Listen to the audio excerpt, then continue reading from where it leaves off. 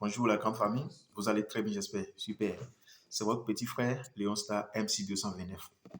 Je suis venu ce matin pour vous dire un grand merci pour vos soutiens indéfectibles. Et profitez de la grâce matinale pour vous donner un petit enseignement.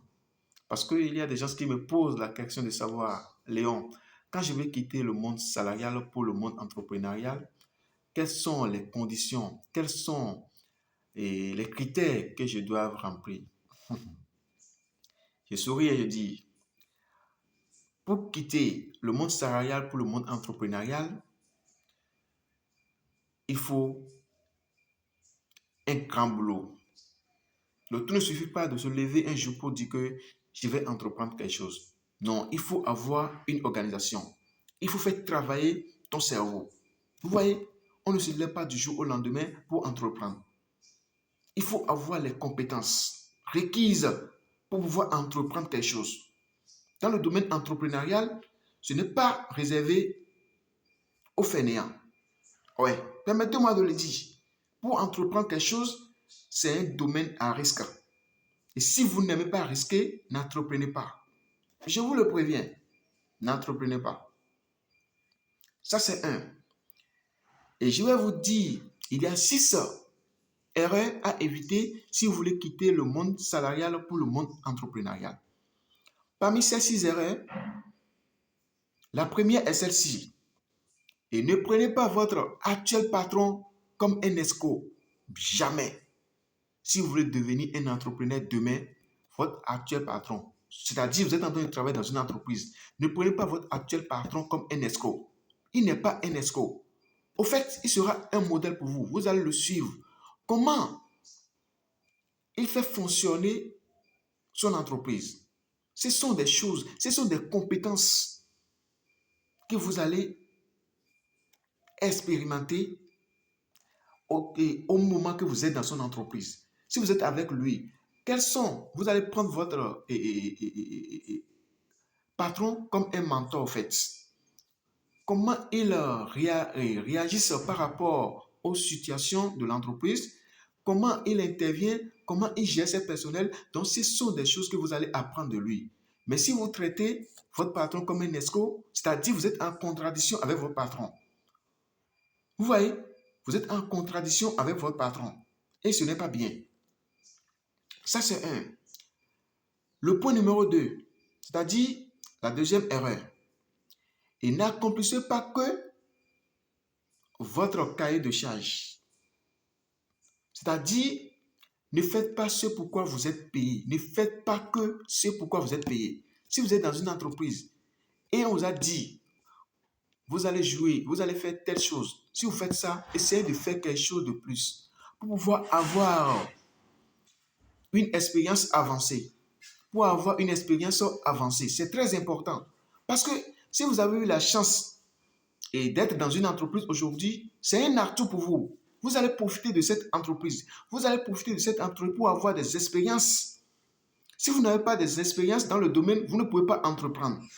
Parce qu'il y a des formations aujourd'hui pour être comptable, pour être manager. Il y a des formations que vous allez suivre et vous allez payer cher pour ces formations. Mais si vous êtes dans une entreprise, il y a des managers, il y a des comptables. Comment ces comptables, comment ces managers fonctionnent? Vous allez inspirer les mentalités. Vous allez profiter de leur mentalité pour pouvoir avoir une idée sur le management, pour pouvoir avoir une idée sur la comptabilité. C'est comme ça. Si vous êtes dans une entreprise, profitez de l'entreprise. Profitez de votre employeur. C'est comme ça que ça se passe. Et après ça, nous allons partir sur le troisième point. Évitez de fonctionner comme des robots. Si vous êtes dans une entreprise, c'est-à-dire, supposons nous prenons un restaurant, vous quittez la maison et vous partez au boulot de 9h et vous finissez à 23h. Bon, à votre grande surprise, il y a un client qui est venu de nulle part et il a dit qu'il a envie de manger. Et il sonnait déjà 23h30 comme ça. Vous dites, hey, monsieur le client, on ferme à 23h. Vous êtes venu à 23h30. Nous, on a déjà fermé. Je ne peux pas vous servir. Ce n'est pas bien. Si vous voulez réellement entreprendre demain, faites tout pour satisfaire ce client. Peu importe l'heure que le client va venir, faites tout pour le satisfaire. Ne travaillez pas comme des robots.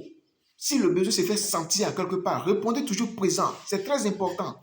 Si vous êtes un membre Si vous êtes un membre de l'entreprise, si le besoin se fait sentir à n'importe quelle heure, répondez, répondez, répondez. Ne dites pas que vous avez déjà fini votre mission. Ne dites pas ça.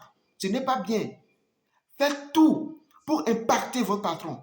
Faites tout pour impacter, pour laisser des souvenirs plus intéressants à votre patron. Donc, c'est comme ça que ça se passe. Après ça, nous allons partir sur le quatrième point, c'est-à-dire notre quatrième erreur là. Et n'entreprenez pas pour fuir le stress de salariat. Si vous êtes en train de travailler, vous avez dit qu'il y a trop de stress, mon patron crie trop sur moi. Laisse-moi te dire quelque chose. Si un patron crie sur toi parce qu'il t'aime, il fait une étude personnelle sur toi. Si le patron crie, pourquoi il crie? Qu'est-ce que toi tu as fait? Quelle est ta part d'erreur? Qu'est-ce que toi tu as fait du mal et le patron est en train de crier? Est-ce que tu as bien fait ce pourquoi tu es payé avant que le patron crie sur toi? Non, ne dites pas que le patron crie trop. Qu'est-ce que toi tu as fait? Est-ce que tu as bien fait ce pourquoi tu es payé avant que le patron crie? Donc, on ne fuit pas les stress dans une entreprise. Il faut les affronter. Qu'est-ce que je vais faire pour corriger ça? C'est ça votre idée. C'est la réflexion que vous devez mener. Mais ne fuyez pas les stress pour créer une autre entreprise. Si vous créez une autre entreprise, vous allez échouer. Parce que dans le monde entrepreneurial, les stress n'en manquent pas. Les plus stressés dans les entreprises, ce sont les patrons, ce sont les chefs d'entreprise, ce sont les plus stressés d'une entreprise. Après ça, nous allons partir sur le cinquième point. Évitez surtout de voler votre entreprise. Il y a aussi une loi du mérite que je vais essayer de décortiquer dans les jours à venir. La loi du mérite dit ceci: vous allez gagner ce que vous avez mérité. Ne volez pas votre entreprise. D'abord, le vol, ce n'est pas bien. Mais si vous volez votre entreprise, c'est-à-dire, vous profitez de l'entreprise, si vous êtes dans un restaurant et vous faites le plat, vous faites de manger à 5 000 par exemple. Bon, vous allez essayer de voler les ingrédients de votre patron et vous faites le manger à 2 500 francs pour livrer ça à un client. Le jour que vous allez créer votre propre entreprise, ici maintenant, vous êtes le responsable. Vous allez payer tous les ingrédients. Mais ces clients qui achètent les manger de 2500 francs chez vous vont venir réclamer encore ces manger de 2500 francs. Mais voilà, vous êtes maintenant le responsable. C'est vous-même qui achetez les choses.